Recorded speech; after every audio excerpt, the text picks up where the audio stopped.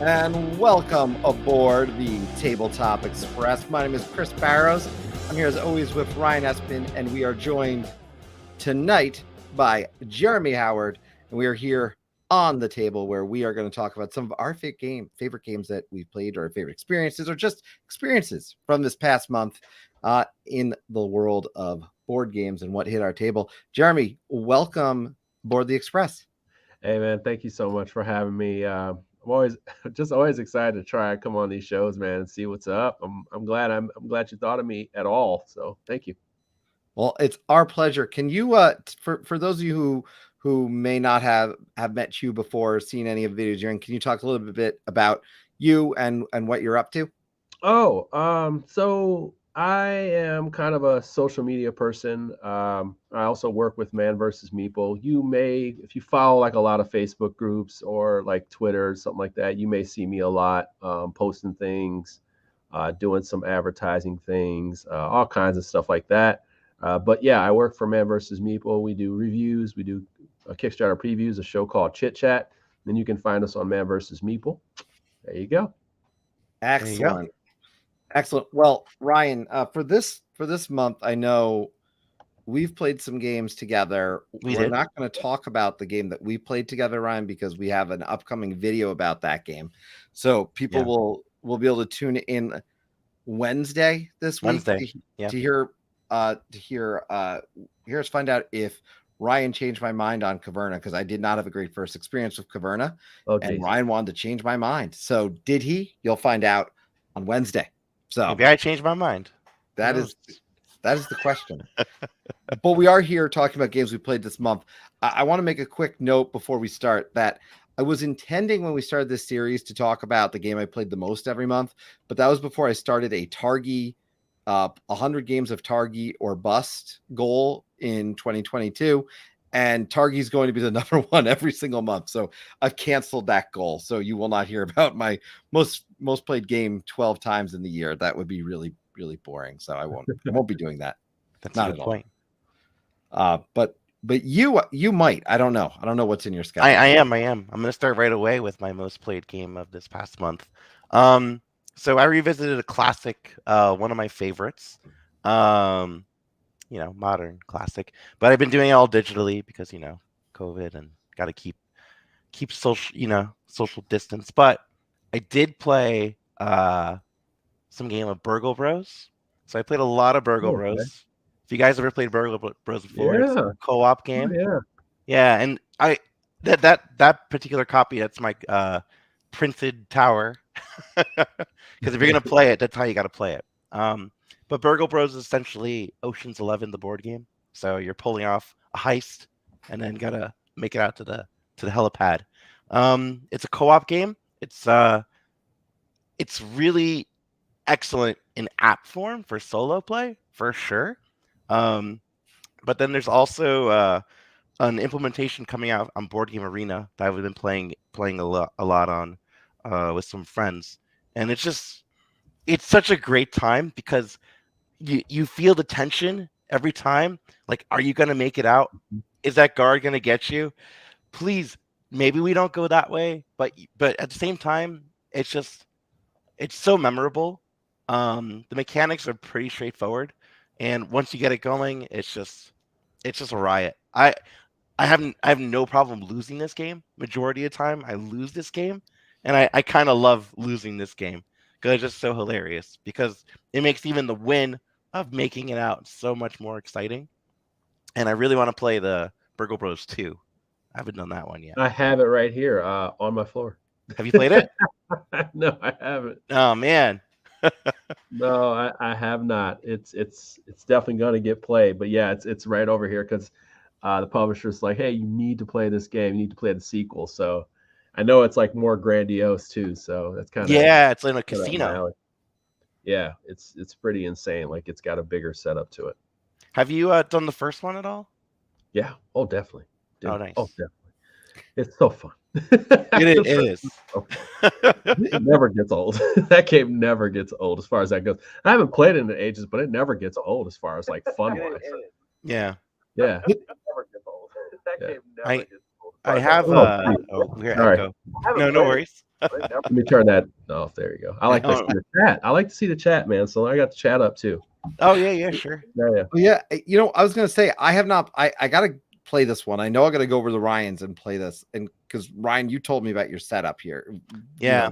So I took an old Dominion box too, and I made like a custom box for it, with the insert, because the original box is like the small like thing, So when I made it with the whole the 3D print thing, I just printed it online. Someone made a really cool print. You can find that online on Board Game Geek. And yeah, it's just, man, I love this game so much. I could just go on about this game. Yeah, Burger Bros. Burger Bros has got some cool things going on, and it's such a games that have a climax to it, and the thing is like that one right there is truly a thematic game. Yeah, there's no getting around it. It is so thematic, and it gives you that tension every single time. It doesn't feel like, oh, we got enough of this one. We know what's going to happen every time. No, the thing that's going to happen every time is going to be tension every time. So yeah, that's a cool thing, man. I love what you just described is the exact reason why I know I'm going to love it, because I like the idea that you can get into the game, truly feel yourself as part of it, and to me it sounds like one of those. Plus, from what I've seen, the art looks pretty cool. It definitely lined, it's got that it's got a great look to it, and I'm obviously this version looks great on the table, but anytime I've seen this on a table, I think I walked by someone playing at PAX Unplugged, it just looks good, so it immediately grabs my attention. So it definitely it's on my wish list, so help me cross it off, Ryan. That's my request. Help me cross it off. We do have some chat. We have Man of Meeple saying Jeremy Howard is the realist. Oh man, I'm just a freaking guy. Trust.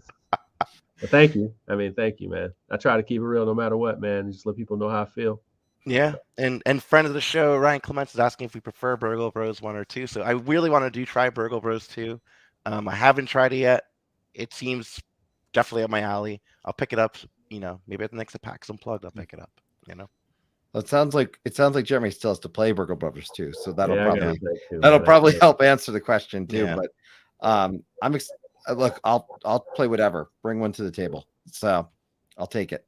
But we do have Jeremy here, Ryan, and as we do with all of these, we each got 2 picks. I'm really interested in what Jeremy brings to the table for his first play tonight.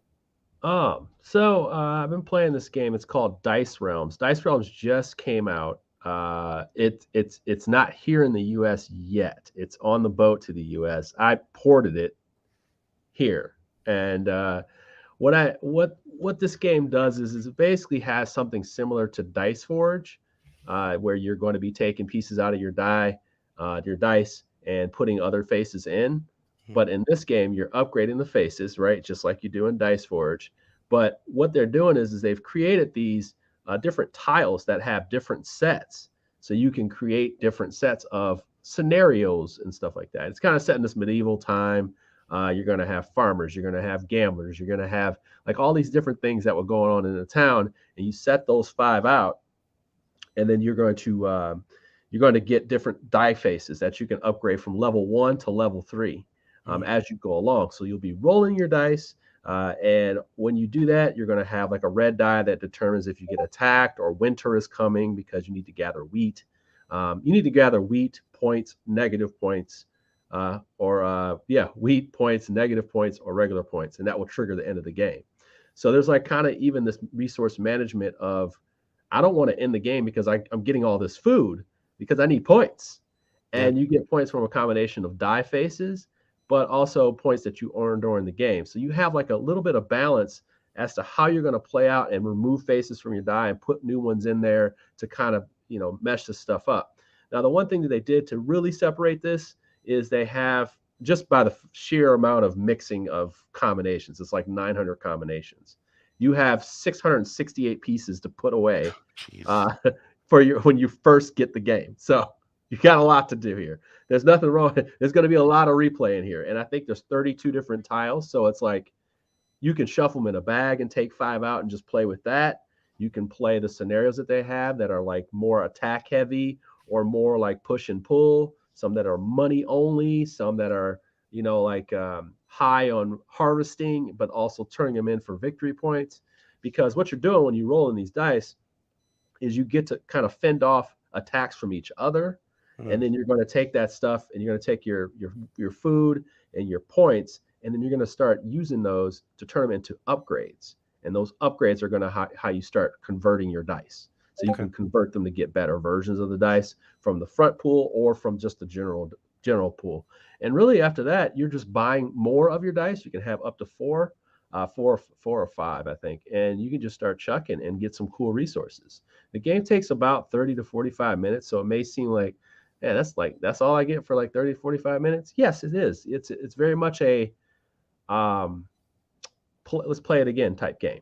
So you definitely you don't feel like since I've done all the organization for you, you don't have to feel like you gotta put it away. It doesn't take so long to put away, and you can just whip out another 4 tiles or 5 tiles, and then you can go at it again and play another game right away, which is a benefit to it. Is it fiddly? It is. It just is by its design, but it works really well. You gotta pluck the faces out. Once you get used to it, you do it so fast, and the way they count up points at the end of the game makes it even easier. So, I'm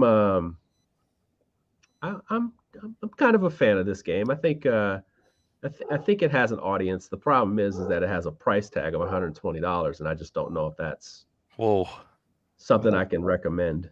Yeah, that's deep. Yeah, I was gonna say it's interesting because that mechanism of the upgrading the dice, I don't see it all. I mean, obviously, it's well known for what you already mentioned, and I haven't seen it all that often. And I've always wondered why we don't see it more. I admit also that I haven't played Dice Forge itself. So, yeah, so I was never sure like how long did those dice last? Was ever an issue from a long-term playing it? It doesn't sound like there has been. This one doesn't have that issue because it has like a nice little soft insert to it, how you insert them in. It doesn't feel like you're trying to figure out how to get it in the slot. It actually, you almost put it in and then squeeze it, and it's back to like a normal die face. So it's like, and they're just so easy to get in and out because they have like a little spoon thing that kind of plucks it out. So yeah, I mean, and you get so used to the flow of the game, and sometimes games can end in like 15 minutes because somebody doesn't understand how the die faces are working, like how they combo together. Like we had a first game where somebody had they won with 9 points, whereas whereas I played a 2-player game and it was we played like 30 40 minutes and we had scores in the 30s. So it's it definitely depends on the type of gameplay you got to kind of explain all the pieces so people know what's up. And I mean, each scenario that they come up with on these cards, they really work well to kind of give you a scope of like, this is the type of game you're playing this game, and not just just kind of going like, all right, chuck dice, grab resources and go. Like there's actually okay, this time I don't want to do this or go for points on the die. I want to do this instead, and it's by design, which is Tom Lehman, the guy, he designed Res Arcana, right? Yeah, Res Arcana, Race for the Galaxy. Yeah, Race for the Galaxy. So he knows what he's doing, with dice. So, and that makes me think he can get away with the price a little bit too. He knows what he's doing. Yeah, this one has a long life to it. I think people were first talking about this game in like 2017. So there's an old video with like Rodney Smith that's so old. It's so old, but it's him, and I was like, oh, this is that guy.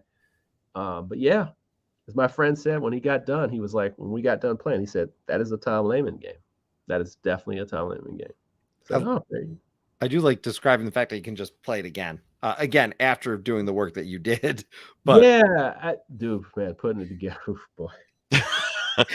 Especially because there's no context. They actually don't do a good job other than the basic ones. They don't give you a really good context of like, hey, this is how you probably want to organize it.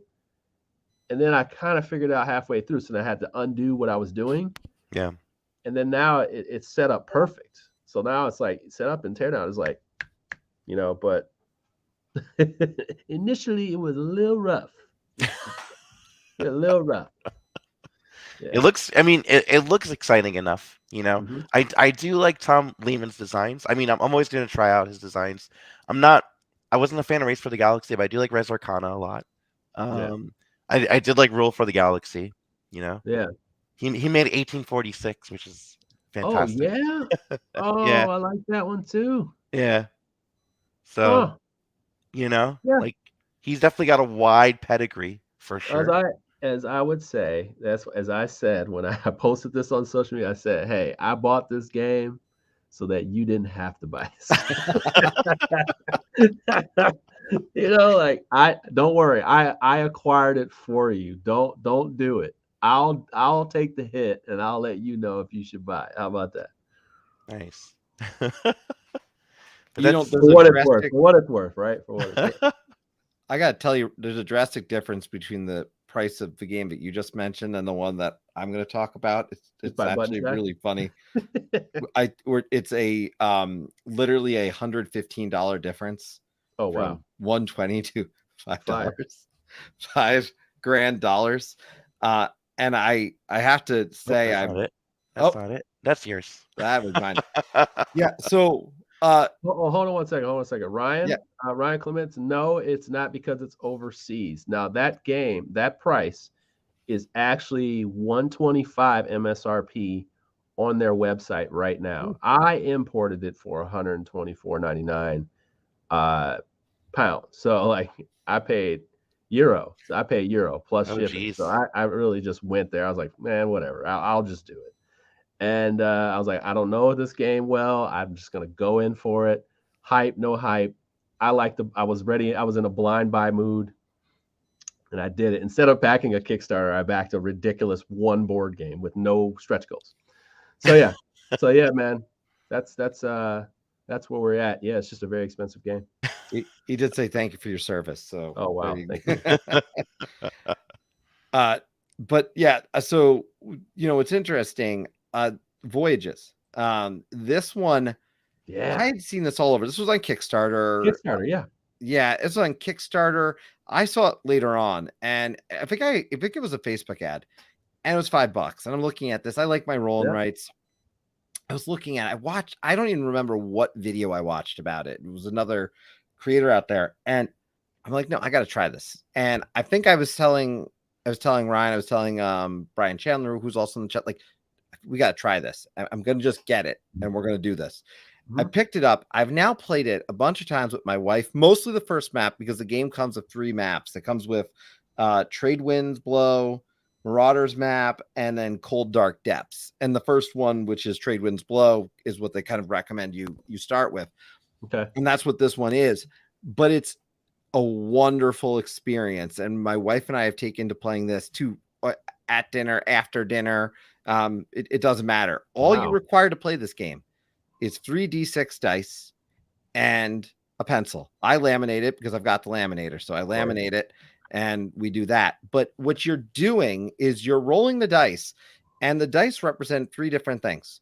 One is the direction you're moving. Mhm. One is going to be the spaces you're moving, and then you're Mhm. marking off a number in a slot that you can kind of see it in the bottom left of this one where you see the 2 and the 1. When you complete that row, you're going to get a certain thing. So the triangle at the top recommends, I think it's spice, but you would then check off the spice box that's on the board. Got it. And as you're going around, there's very clear iconography, and you're stopping at the end of turns on these and then collecting those or taking actions. And from going to an island where they have these numbers and you get victory points at the end for them, to a port where you're actually going to sell goods that you've collected in your journeys, the game clearly ends when in the end someone has free victory points, and there you get this a multitude of ways by collecting a certain number of sailors for your ship. You can actually do that through that 3rd additional dice action. There's one of a longer rows that you can get one, and also by going and just kind of traversing. There's a location on a map where there's a victory point, but it takes a little bit of a ways to get to. All the maps kind of up the game and change it a little bit. But what's neat about this game to me is that, and one of the reasons I wanted to highlight it was it's a fun game. It's easy to teach, but their Discord community has created now, I'm going to double check this in my book here. a variety of different community maps, including the Flying Dutchman, the Federation 6, Treasure Island, a Bermuda Triangle themed map. I mean, they've gone and created a world. And the great thing about it is the designers then basically came out and said, here's all the assets, go to town. Go to town. And there's a beautiful thing about that. So I really wanted to highlight it. They're going to be coming on the channel at some point soon. I know we haven't booked the official time yet, but I'm just so excited to talk to them about that because the game is fun and it's simple. It doesn't take long. You can play the game in 15, 20 minutes easily and then say, let's jump to this map. And it's easy to print out a few, give them to your friends, play online. All you need is someone chucking dice. So big win. My chucking dice. Do they have an online component where you can just go and just kind of futz around with the maps online? So I don't know that they have something like that. That would be so awesome, man. If we could just play real quick. You know what I'm saying? Like, it's so, but this is a game that very easily translates into online. Yeah. So that's what I'm saying. I won't discount it from happening. You know, it's definitely something though. I'd say I put in that zoomable game category because that's become a thing, obviously. And for me, it's just a lot of fun. I've really played mostly the first and the second map. I've got them literally, I was saying earlier, they're laminated. So it's hard to see with the light, but they're laminated and we have a good time with them. But we'll be playing for them all. And I've got, I think now 7 other created maps from the Discord to play through. So there's a lifeline to this. And the community is great. Testing. How long is the game? Yeah, 15, 20 minutes. It doesn't take long. You roll the dice. Everyone takes the action. Roll the dice. Take your actions. It does. I mean, you maybe get a little thinkier towards the end because you're seeing what's happening, but the game ends when there's 3 victories, when 3 stars get collected, and those victory stars essentially start the end game, and that's it. So that can happen fairly quickly, but it's not like it happens immediately. It's not like it feels like, oh, the game just suddenly ends. So but it's quick enough that I could sit there and say, let's play this and let's play all 3 maps. We're going to spend probably an hour or so to do that. And and still have time for another game if we want, which I think is great. That's just so in my wheelhouse. I'm looking for it. I thought I backed this game because it was only $5. I remember that. And I'm looking and I'm like, did I just not claim? Yeah. Well, and Brian does mention this in the comments, and thank you. It does have a solo mode, so that's built in. It does have a solo mode, yeah. So you do have a solo mode in here for those solo gamers. Very important. It's a very approachable board game, and I can get to table with most anybody, ranging from people who don't play games to people who do, as something in between a bigger game. And to me, that's a win. As I always say here, as a dad, that's huge for me, that I can get a game out sometimes on a night when maybe I can't get, my number 1 game Scythe out. This one I can easily pull out and say, hey, we can play this. It's really easy. I'll teach it to you in 5 minutes and we'll play a game. You'll get it. And I can actually do that. Yeah, that's the key, man. Like, you got to have a whole bunch of games in your arsenal where you can go like, it's we want to play another game. We don't have an hour. We don't even have 45 minutes, but everybody's itching to play something before game night's over. Or it's like, hey, I want to play a game before I go to bed, but I don't want to sit here and scan the rule book just to make sure I know the rules. Mm-hmm. It's like you want that game where it's just like, hey, let's whip this out. Boom, boom, boom, boom. We had a good time. All right, wait, let's play again. And then you play again. And then then you hit the stack, man. Like, you got to have those quick little games in your arsenal, man. You just have to. Yeah. Again, I'll summarize it by saying this: 3 D6 dice. You move around. You collect goods. You perform duties with the 1 dice that help you collect more goods. And then ultimately you're building up your squad of sailors whom, by the way, I should add this: you can make heroic, which allow you to manipulate the dice to any die versus just a sailor who you can cross off to make it go up 1 or down 1. So because if there was a concern about moving and being luck of a die, that's the whole point of the sailors. I want to make sure I point that out. The sailors are really critical in that way. Got it. Okay. Cool. That was Voyages. So I'm gonna chime right in because this month, by the way, we did our top 20 games. Yeah, So I did top 20. Barrows, you did your top 20 as well. correct. And one game in my top 20 was El Grande, but I'm not talking about El Grande today. I talk a lot about El Grande. Um, but I did play a game that I was recommended based on how much I like El Grande, and that was this one was Awari, Okay. which Awari I've never played before. I've heard about it. It's a reprint of a reiteration of Han and China, and this game is an area control game that doesn't have like it has conflict, but not like risk kind of dice conflict or like you're not really attacking people. You're just Okay. putting your pieces down and then scoring points, which is Okay. what I like about El Grande. And Awari does that really, really well. In Awari, you're just placing down your people, and you're going to be placing down your people in different regions. If the region is empty, you only place one. If there's any other pieces in that region, you could place up to two. And the pieces you place are either those tents, which are on the roads, or those totems. And halfway through the game, when the deck runs out, that triggers the halfway through the game mark, and you score points based on what tents are out. Okay. And after that, you do the whole game again. You continue going, and you score again for those tents. But then you also score for those totems, which bring in a lot of points. Okay. Um, I'll pull this up here. I want to see some more. yeah. I played it on BGA. Okay. And it's really, really solid. Like I wasn't expecting, because I hold El Grande to a very high regard. Like I love El Grande, and when it comes to other area control games, they all have to match up to El Grande for me. And Awari did an excellent job of like getting what I want out of an area control game. It has Hmm. conflict, but it doesn't have like combat. Crippling conflict. Okay. Yeah. Yeah. And it's very in your face, but it's not like you could just roll dice or do card combat.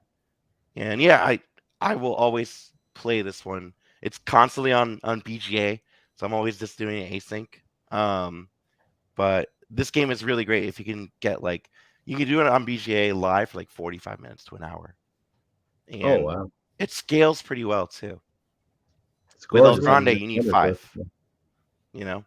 I was Yeah. going to ask Yeah. that because very often when it's area control scaling, not all games scale well in area control. I found because Yeah. it's either a different size board you have to flip to, or but scaling. You're saying really you've played at a few different size games at this point. Yeah. And this one scales. It does a great job of you could do it with 3 players and have a good time, you know, Hmm. which is tough to do in area control kind of games. But with Awari, it's so straightforward. I just want to play right now. It's such a fun one. And yeah, I do want to stress those totems are huge. Every time I've lost, it's because I didn't play totems. So play the But totems is your strategic advice from. pretty much. Jeremy, have you tried this one at all? I have not. I remember being kind of hot and cold on it, so I didn't back it. But I, Yeah. I, I definitely will give this one a shot. I'm sure we have it at the studio, and I just haven't dug it out yet. We have so much stuff in the studio. I have to find it. I'm assuming it's there, Yeah. and check it out because I mean like the play time is right where it's at where I want it to be. I have my let's play heavy games almost all the time. I want to play some of these games that don't seem like they got good strong decisions, and I like that. I don't care about how beautiful the game is. The game's got to Right. be good. The game's got to be good first, and then I'll gawk at how awesome it is and how beautiful it looks. But yeah, I definitely want to check this out. I'm gonna do some research on it. I got it pulled up on BGG, so I'm gonna put that off in my little window over here and Woo! Keep that on the side there. Yeah. Yeah, and yeah, it Ryan did What play mention count that. did you play it at, by the way? Huh? What player count did you play it at? I've played it at 3, 4, and 5. Okay. All right. Yeah. So how did the 3 go? Pretty good. Yeah. Yeah. And It how was definitely that 5? I'm assuming 5 is the wheelhouse. 5 But 5 is yeah. Honestly, 5 is 4 is like 4 is pretty good too, though. yeah.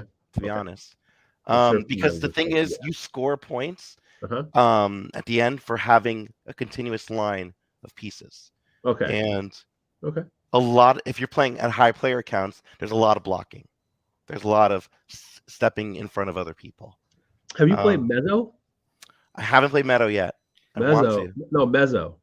Oh, Mezzo. No, I haven't Oh, played Mezzo either. gosh, man. That's Colossal, right? Talk about a beast of a what a beast. Area control game. Now, have you played Ankh? I have played Ankh. So how do you feel about this versus Ankh? I did not. I'm in the minority. I do not like Ankh. Whoa. I know. The closest I have is sitting next to Ankh at the local board game shop. We were playing Azul Summer Pavilion. Yeah. And then they come down with like 5. It must have been like, it felt like they put 5 boxes on the table. And for about an hour set up Ankh. We played another game and they started playing Ankh. So you know why? You know why? This is another game where the initial setting up of that game is just a beast. They give you so much stuff and you don't immediately know where it goes. So now you got all this stuff and you're like, oh, man, like which way is which on this game right now? And the fact is that the game is not hard to play. It's just one of those, what am I doing? How am I organizing this? What gets laid out for my first game? It definitely needs one of those, hey, this is what you do for your first game books. Yeah. It's I'm liking that vibe nowadays. Like there's some that'll say, hey, like this is the learn to play, get out these components, and then play your first game. Yeah. Radlands did that. I noticed because I didn't get to play Radlands yet. I have my copy. Okay. And Radlands flat out says, here's the camps. One person should use this set of 3 camps. Another person should use these 3 set of camps for your first game. It really is a nice touch, and it doesn't take that much to add. It's simple, really. It's easier with a small game like that, but a big game really starts to need it, like you said. Some of these are just complicated. Hellboy the board game has a great intro. Yes, it does. It walks you through how to play. Yes, it does. This one I'm Burn Cycle right now. They have a full. This game, it's coming out soon. It's going to backers soon. They sent me an early one here. Nice. And you literally walk through the first 3 turns of the game.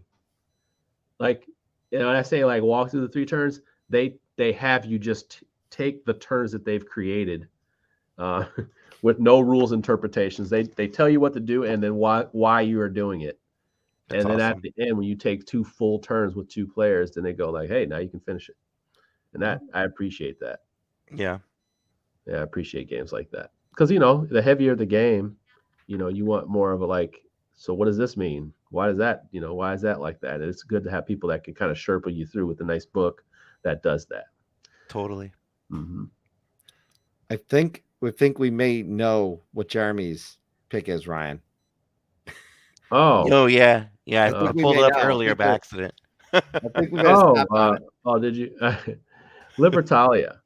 So Libertaria, the new Libertaria is a reimagining of the first game, Libertalia, which came out in 2012. Now, a lot of people are saying this is a reprint. It has so many different things they've added to it. The thing is that if you play Libertalia, you know how to play this game. It's just that they've added a lot of different elements to it. So let's start with that. So, of course, the new artwork is a big thing. That's going to be one of the big things. They had 32 characters in the first game. Well, they rebalanced all 32 of those, and now they have 8 more. So there's 40. They added a kind of a solution for 2-player. They added this board that's used for 2 players, so you can add, so kind of make it a little simulate having a 3rd player. And then they have a solo mode where you can play, against an Automa by Automa Factory, which simulates the same thing as just 2 players in a sense. And then they had a couple just a couple tiles that you can switch in and out to kind of add some variability because there's 2 different sides to the board and things like that. So in this game, you're going to have 40 different character cards. All of them are different. And when you have these cards, one player out of the group of people that's playing is going to take out 6 of those 40 cards. They're going to be the only people who shuffle their cards the whole game. So they'll shuffle their cards and they'll pull out 6. Now, the 6 they pull out, everybody will pull out those 6. And when they do, everybody will know what their hand is. And you are fighting over these islands over 3 voyages. And what will happen is there'll be like 4, 5, or 6 islands with these little chits on them. And that match the number of players that are on there. And what you're doing is you're playing these cards that have a day phase, and some will have a dusk phase, and some will have a night phase. And what will happen is as you play those, abilities will react across the day, and then they will react going across the dusk. And then ones that you have on your boat will react every night and produce something for you. And while you're doing all this, you're taking up these little tiles, which will also give you scoring bonuses and such. So, and set collection and other effects that may affect each other and kind of cause some little pain to each other as well. So there's kind of like a back and forth to it. It's not it's a cutthroat game. It's not meant to be cute and kind, but everybody knows what's going on until after the first run, you will have 4 out of your 6 cards played, but you'll still have 2 left. Or you may have more because your ability says you do or whatever. But the thing is you are going to start having more cards than other people. Some people will have cards from the first hand all the way to the end, because in the second phase, you'll play your 6 cards, but you'll have 1 left. And then in the third phase, so you have all these cards, people don't know. They don't they don't remember, hey, you didn't play your brute from the first hand. So they're waiting for that nasty little card to do some damage at the right time, So what happens is there's that perfect knowledge and then less and less perfect knowledge of the game. And that's where the fun comes in. But yeah, it can be pretty cutthroat for people who are not into that kind of stuff. They don't want anybody messing with their money or their situation. This is definitely not the game for you. It's just not.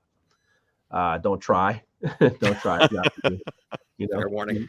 Yeah, just don't. It's not the game for you. And I always encourage people. It's like, don't hate the game. Just don't play it. Okay? Yeah.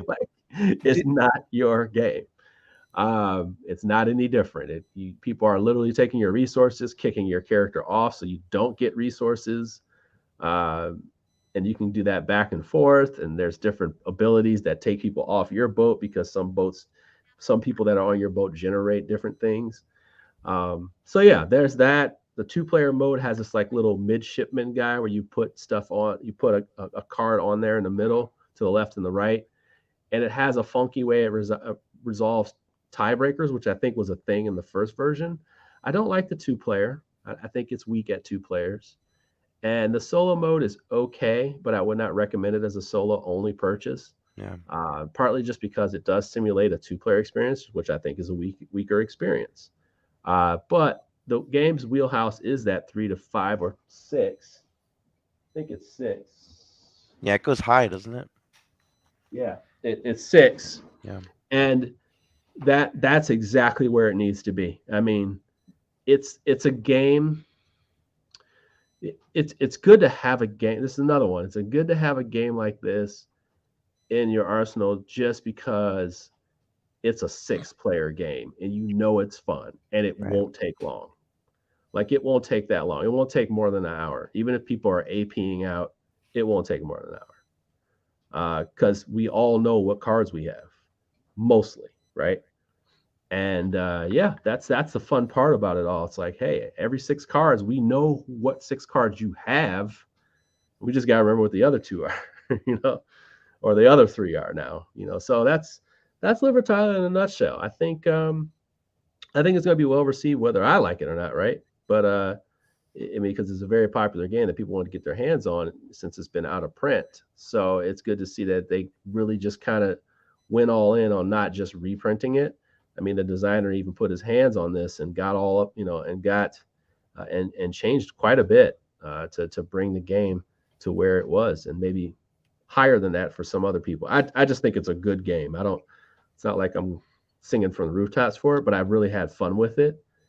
And I realized, hey, like, it's a fun game, it's a really fun game. So it's definitely sticking around because 3 to 6 players is something I will always need. Is this balance wise? You mentioned the rebalancing. I was wondering, did you I don't know how much you played the original, but I had not got to play the original, and that was the one thing I heard it needed. And then I finally had a chance to play, I think it was the other day. There's a few things I didn't like in the original, but I was glad wouldn't be in the next one as well, from what I heard. But the balancing seemed like the big thing that some people were excited about with this reprint. Yes, there's definitely somebody mentioned it when we played balance, and they said it feels a lot more balanced. And I think it's also probably because they added more characters to help with that. And then they used to have a slave card in there. They got rid of that. Like there's just things they just addressed. They responded. Jamie seems to be pretty progressive, so he's paying attention to those types of things. And the story goes for him that he played it so much at the beginning of the pandemic that he was like, who do I need to get this game from in order to make it happen? And there you go. He tracked the designer down and they figured it out. And then That's boom, funny. I thought that was pretty funny. He was like, I played this thing so much that I just was like, I want this game. Where do I get it? Who do I get it from? Because some of the questions haven't been asked. It's been since 2012, right? So Atlantis Rising was like that. I bet you nobody just asked about it, and then like the first person was probably like, yeah, you can have it. I feel like that's how some of these games are. They're just sitting around. Nobody asked, hey, can I make an awesome version of that? I like that game. Okay. Yeah, I know. It's March 1st. Hey, cut the check. Okay. March 1st, the pre-order. Is it March 1st? I think the pre-orders March start 2nd. March 2nd. I just saw the email today. I just saw the email this afternoon. I do want to ask you, Jeremy. You did mention if this game may not be for you. So, what game would you say? Like, if I'm a fan of X, what will make me a fan of Libertalia? You know what I mean?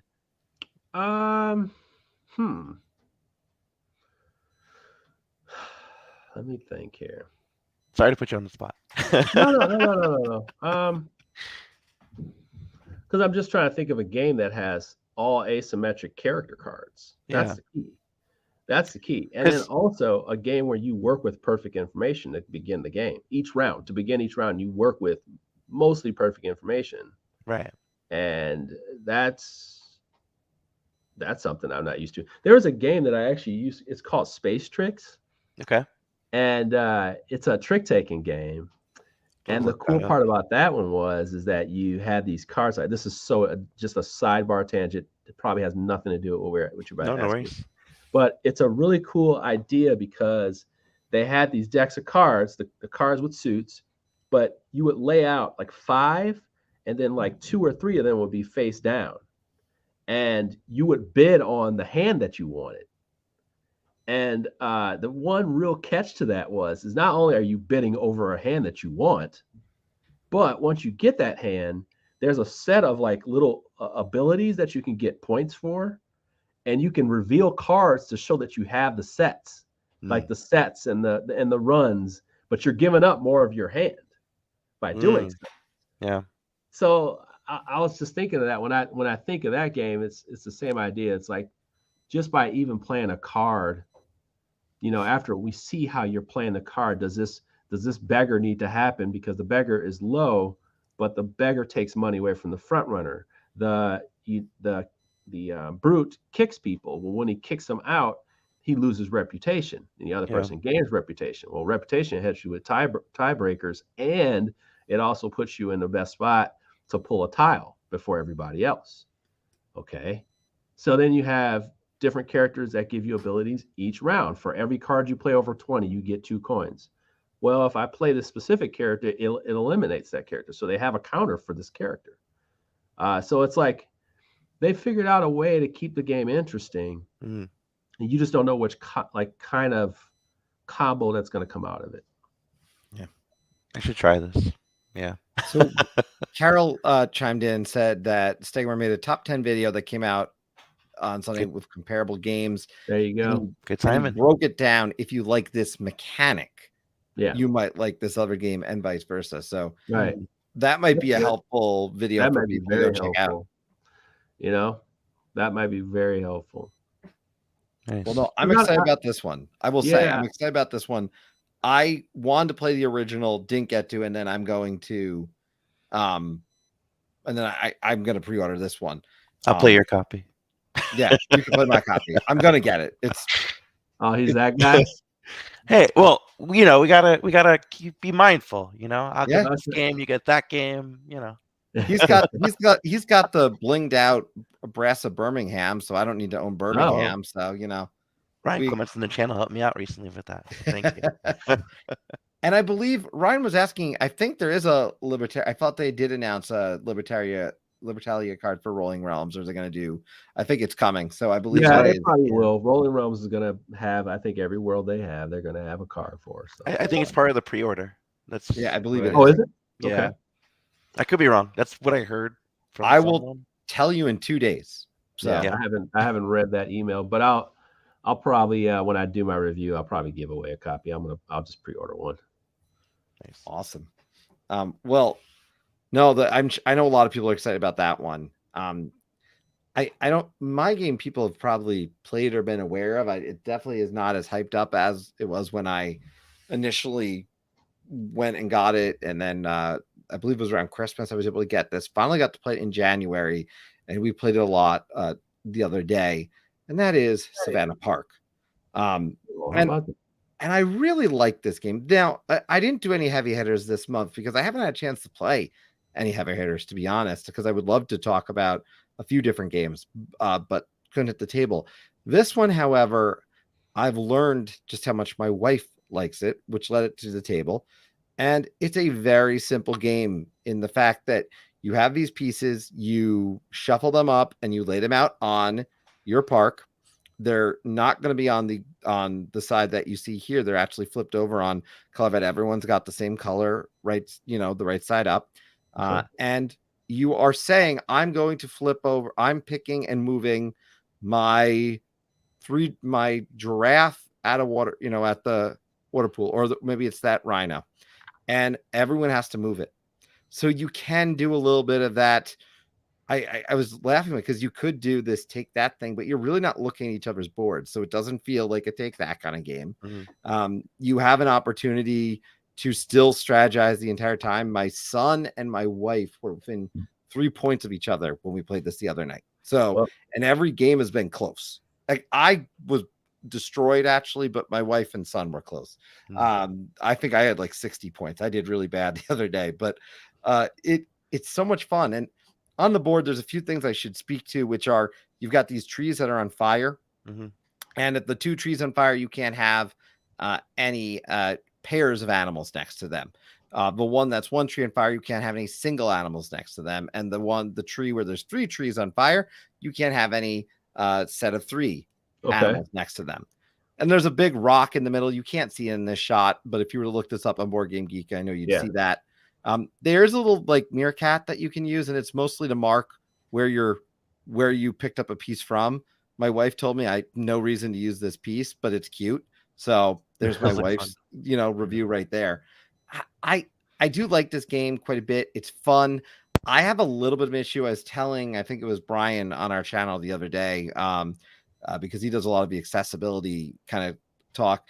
I struggled a little bit with some of the colors in this one. And very that's yellow. My biggest knock. Yellow. Yeah. Well, not the yellow. It's the colors of the tiles themselves when you flip them over. Just the individual player tiles. When you flip them over, they're very close. It's like darker shades of one another or something. And I just had a little bit of struggle with them.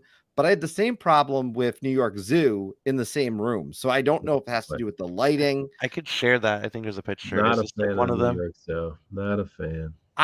I don't love it either, to be honest.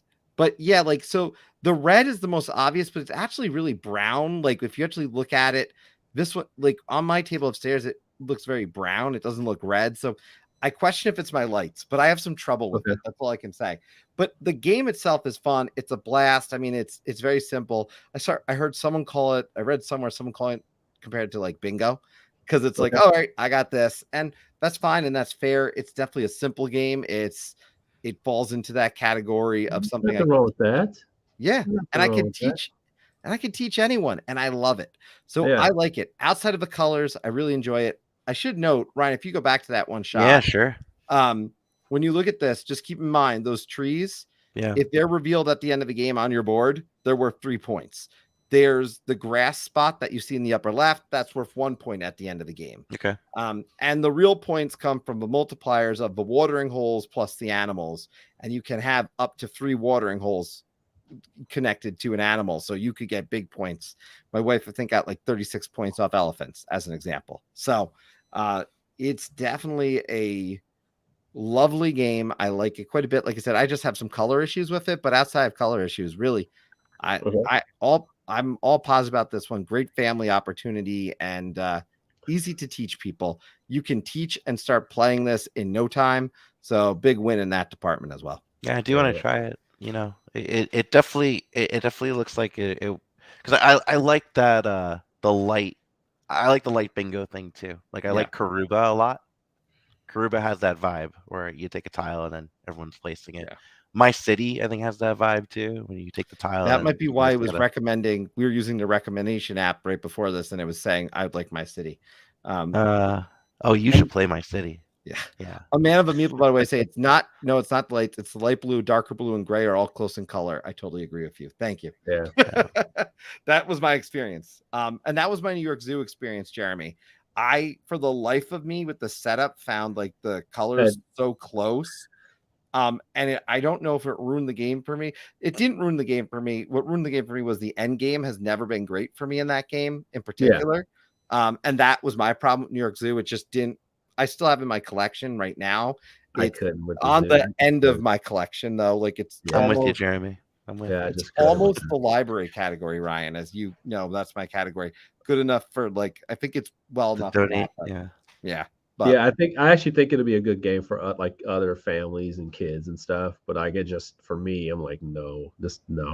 Yeah. And I think Savannah, this one sounds a little bit more like what I would do. You know, one game I want to try I just want to give it another shot is the Ecos. Mm-hmm. Ecos. Yeah. Because like when a game, like when a John DeClaire game comes out, I think to myself, like, he has more in this design somewhere. And he did, because there's, I think, 2 expansions now. And I'm like, I gotta see what's up. You know, like I don't know. Yeah. Like certain people, like he's a good enough designer where I trust what he's doing with the design. It's just that I think Ecos and Tapestry came out at the exact same time. And I chose Tapestry over it just cause like it was like a thing. I was just like, whatever, it's not do that one to the side. And then I threw Tapestry to the side. It just goes to show you how my choices around the house. No, and I want both of them back. Like, what is this? I definitely want to give that one another shot. So hopefully, I bump into somebody who has the expansion, and we'll check it out. Well, it is always nice when you have a library. Obviously, you have access to a great library. I always say, I always joke about the communal friends library that knowing what all my friends have and knowing what I don't need to own is wonderful. And my game group doesn't need to. They don't need to own anything. No. They take my stuff. I'm like, what games that you want to play? Take it. So very fortunate that way. But I always tell them, man, if I haven't imported it or backed it or I've been very fortunate that way, man. You know, it's like, hey, just wait. I'll let you borrow it. You know, so I don't know if I'm ever getting my copy of Calico back from someone, to be quite honest. I have Cascadia, so I'm doing okay. But I joke that I lent. I know who has it, and they're like, they say I haven't got a chance to play it yet. But I'm like, I love that one. Are you sure you haven't played it yet? Man. I haven't gotten it to the table, man. Sorry, man. I'm guilty of that, so whatever. They got everybody has 2 weeks, so you got 2 weeks, and then you Yeah. got to come back. Like, or That's fair. I'll let somebody take the game and open it for me, but Yeah. you got to bring it back in 2 weeks. You got to teach the game. Yeah. So that's the assignment. You got to teach the game when it comes back. So That's a good plan. Yeah, so everybody, after what we at 2.5 years now, never had a problem with it because everybody comes back. When they come back, they're ready to teach. Man, let's do it. I like it. Yeah, nobody's off the hook. I did want to make sure we highlighted a few of the comments here from some folks that played. Most played this month was Azul, Faba, Sagrada. Spent a lot of time interesting people to modern gaming this month, and they are both great games. And they are. I played Sagrada this month as well, and I apparently played it wrong. I also did Sagrada, and I did the upcoming expansion one. I forget the name of it, but it was like using like gray dice and stuff. Yeah, I think that's right. Yeah. It was nice to revisit because Sagrada was one that my family hooked onto. So when when I left my collection, I was like, "You want it?" And I think Azul is it is the true modern day classic. Like it'll always be around. Like it'll be a checkers of a hobby now. Like it just will be. Yeah, it was in my top 20. Gorgeous. You can retheme it. Like you can retheme it over and over again. They haven't yet because they're banking on it. Yeah, and they will. And this new Azul that's coming out, woo! I'm telling you, get ready to have your mind blown. That's all I can tell you. Get ready. I'm excited to try that. It was called Queen something, right? Queen's Garden, I think it's called. It's not Gambit. It's not Queen's Gambit. But yeah, dude, just get ready. It's so next level. Like that. Yeah. That one's gonna knock a lot of people's socks off with that one. Yeah. I'm excited about that one. Ryan, by the way, played some games, a lot of roll and writes. Welcome to Cartographers, and I got to play this one, Super Skill Pinball, because I still haven't played that one. Yeah, I got it in Rapping too. I got to play that one too. They have like another set coming out too, right? Yeah, and they have like a Star Trek edition coming out too. Yeah, it's wild. I've played it. It actually it's weird. It kind of does feel like pinball to some regard, but have you played the Star Trek pinball game? No, not yet. Oh, good. Not yet. I think we had it at our bowling alley when I was a kid. The actual pinball machine. Yeah, the actual. No, I haven't. As a kid, the one I loved was The Shadow. Remember that movie? Oh, wow. Yeah. That had a really good pinball machine. That had a really good one. The pinball game I played was Indiana Jones. Oh, that's a good one. Yes, dude, it was so cool because it had it had the balls rolling down. It was fun. I just remember how fun it was. Of course, I was just tall enough to play it, so it was super fun, man. I think we do have one more, by the way, Ryan. We got Danielle's chiming in. Played Orchard most of the month, followed by Rolling Realms. Definitely. Yeah, I'm not surprised Danielle's playing Rolling Realms because I've been doing the solo on that myself. That took. I think that was second most played game this month for me, behind Targi, as I said. Targi still need to play Rolling Realms. So, I almost bought Rolling Realms this week. I almost did. I was at the thing, and I was like, I'll throw it in another order. I don't know why I did that. It doesn't make any sense, but I was like, I'll just throw it in another order I got coming up. Yeah. And we now everyone is coming out of woodwork here. I love it. Carol's saying I finally played Tapestry for all the expansions this weekend. I've played Tapestry, but I haven't done with the expansions. Yeah, there's 2 expansions now, so you're getting a lot of game going on. That's what that's a conversation to have. It's like, do you go back to these games once you have a bunch of expansions? Like all of a sudden, like especially if it's not like too many expansions. This is only the second expansion. You're like, what's going on with this game? Like what Like I didn't like Pendulum. Well, what if Pendulum has 2 expansions? What did they add to the game? What is this game now? Like, is it the same game? Like, is it better or did I miss something? So I need to go back to those things at least to give it another shot. If it was actually decent, not great, not bad, but if it's not bad, then I'll definitely want to. Like, I'm kind of interested again. Let me see. I gotta have Ryan play Empires of the North Sea because I always play with all the expansions. I love my Emperors of the North Sea. I play with at least one expansion. You're talking about Raiders of the North Sea? I'm sorry, not Emperor, Raiders of the North Sea. Raiders of the North Sea. Raiders of the North Sea. I love Raiders of the North Sea. So like I love playing that with the expansions. I don't think I played the base game in a while. You can't play with the base game. You gotta add, what's it called? Red.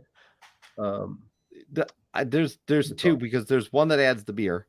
They're on my that's the one you can't play without. Heroes. Okay. Without the beer. You can't play Heroes, which has the beer. Yeah, that's and that's the thing. So this week on Wednesday we're doing a change my mind, where I played Caverna with you, Chris, and you notoriously hate Caverna, but I really don't like Raiders of the North Sea. I played it 2-player with just the base game though.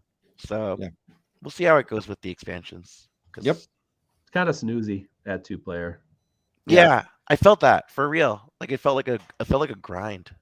Yeah, it just feels real snoozy. You need a little bit of competition to get your flowing a little bit, little restriction on what you're placing. Yeah.